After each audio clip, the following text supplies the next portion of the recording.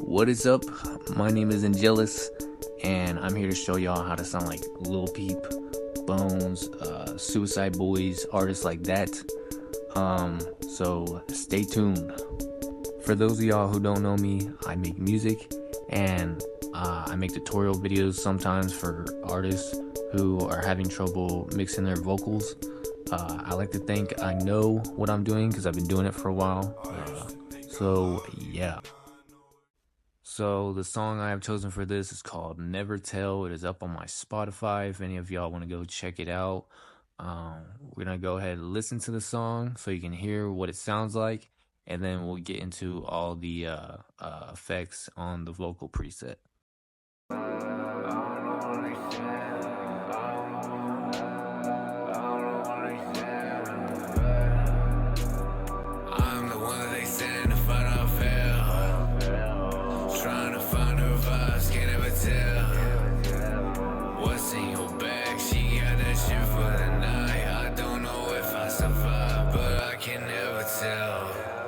What's up with y'all calling me up like the plug? I ain't got business with y'all. Now you see the vision. I don't want these bitches, but I say getting piles of them. See what you're missing. Alright, that was a song, so let's go ahead and get to these effects.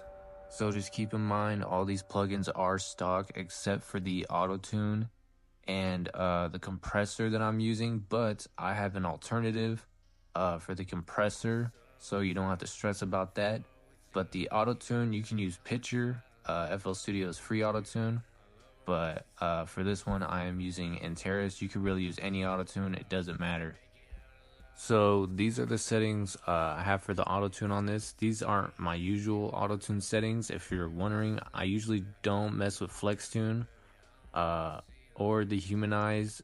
I don't usually put it that high. I usually have FlexTune at 0 and Humanize at 35 or 34, but that's just how I have it for that.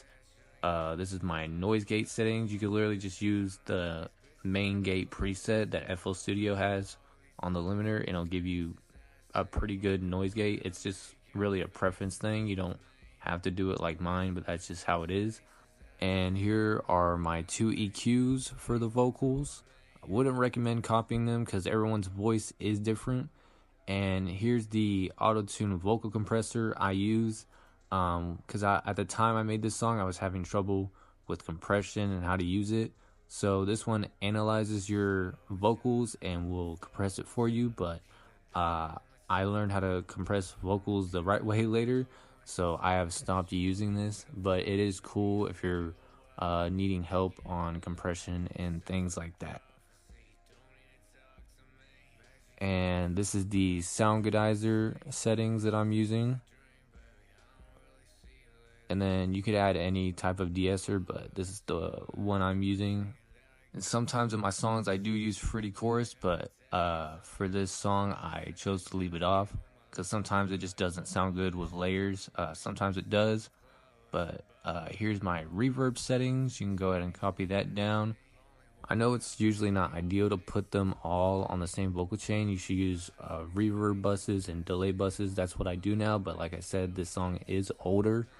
And here's the delay for the song. I usually don't use delay 3 anymore. So basically what artists like Peep do is they record a lot of layers. So I've done 5. They definitely did a lot more than me, but that's what worked for me on this song. For this compressor though, the alternative for that is just a regular Fruity compressor, and I'll show you that it will sound the exact same. I'm the one that they send if I don't fail. So I'm gonna delete this compressor, and what I'm gonna do is I have the other one over here, just a regular Fruity compressor. Here are the settings for that. Those are the settings I got, and I always use this compressor setting. It is like my main compressor, and all I'm gonna do is move it over here.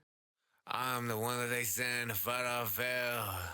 Literally doesn't hurt the sound of the vocal mix at all. In fact, I actually think it sounds better than the Enteris vocal compressor. And I know some of y'all don't like to spend money on plugins and things like that, so that was the alternative for you guys. So I put a little bit on my master. I usually don't put anything on there except for like a soft clipper or something like that. But on this one, I put an EQ. I usually don't EQ anything on the master unless I know what I'm doing. At the time, I really didn't know, but I kind of did. On my limiter, I just messed with the ceiling a little bit. I think it was for streaming services, like to help the volume, so it's not like distorted. And I really regret not putting a soft clipper on there. It just kind of bothers me. But usually I would just leave it at default settings like that. But it kind of also goes to show that you don't need all these tools to make a good song. But yeah, if y'all got any questions, feel free to comment. Let me know if y'all want more tutorials.